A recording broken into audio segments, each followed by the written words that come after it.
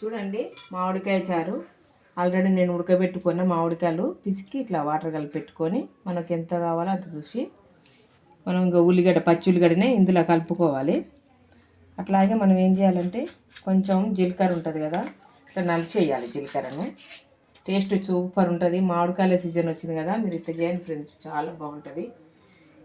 అట్లే ఇంట్లో మెయిన్ బెల్లమే ఫ్రెండ్స్, బెల్లం వేసుకోవాలి. ఇలా మీకు ఎంత తిన్నది ఉంటే అట్లా చూసుకొని వేసుకోండి.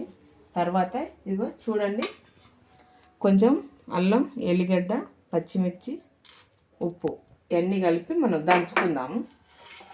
చిన్న రోల్ తీసుకొని అందులో వేసి దంచుకోవడం వల్ల కచ్చపెచ్చగా దంచుకోవాలి, మెత్తగా అవసరం లేదు.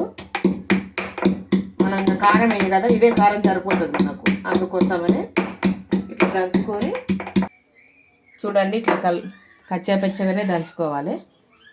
ఇట్లా అల్లం వెల్లుల్లి పేస్టు, పచ్చిమిర్చి ఇట్లా వేసి కలుపుకొని మనం కలుపుకోవాలి. ఉప్పు కరెక్ట్ ఉందా లేదో ఒకసారి చూసుకోవాలి. చూసుకొని మనం చాలా అంటే చాలా సలవ చేస్తారు. అసలు ఎండాకాలం మామిడికాయ చారు అంటే ఇష్టపడని వాళ్ళు ఎవ్వరు ఉండరు. మనం పొయ్యింపు పెట్టుకుందాం. దానికోసమని స్టవ్ ఆన్ చేసుకుందాం. ఇక్కడ సంది పప్పులనే మామిడికాయలు, మామిడికాయ చేపలు ఇవన్నీ సూపర్ ఉంటాయి. ఒకసారి ట్రై చేయండి మీరు కూడా. చారు పిల్లలు ఇష్టంగా తింటారు. ఓకేనా, కొంచెం నూనె ఎక్కువనే పడుతుంది. నూనె కొంచెం ఎక్కువనే వేసుకోండి. ఈ బెల్లం వేయడం వల్ల పులుపు అనేది తగ్గుతుంది, తగ్గి టేస్ట్ చాలా బాగుంటుంది. నెక్స్ట్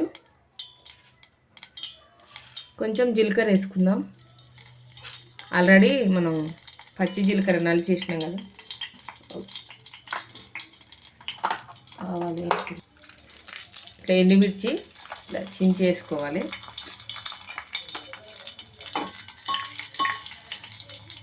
నెక్స్ట్ కరివేపాకు వేసుకుందాం. పొయ్యి పెట్టుకోవడం వల్ల చాలా 2 రోజులైనా ఉంటుంది. కొంచెం పసుపు వేసుకుందాం, కొంచెం ఎక్కువనే పడుతుంది పసుపు. ఇలా వేసుకొని చూడండి,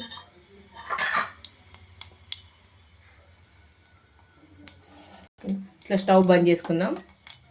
పోపు రెడీ అయిపోయింది. చూడండి, మనము పోపులు వేసుకునే లేదు, పోపుల నుంచి పోపు ఇందులో పోసుకోవడం. మనము ఒకసారి బెల్లం కరెక్ట్ ఉందా, ఉప్పు కరెక్ట్ ఉందా ఒకసారి ట్రై చేసి చూడండి. చాలా బాగా అంటే చాలా బాగా ఉంది ఫ్రెండ్స్. మీకు గిని ఇట్లా నచ్చినట్టయితే లైక్ చేయండి, షేర్ చేయండి, కామెంట్ చేయండి, సబ్స్క్రైబ్ చేసుకోవడం మాత్రం మర్చిపోకండి ఫ్రెండ్స్, ప్లీజ్.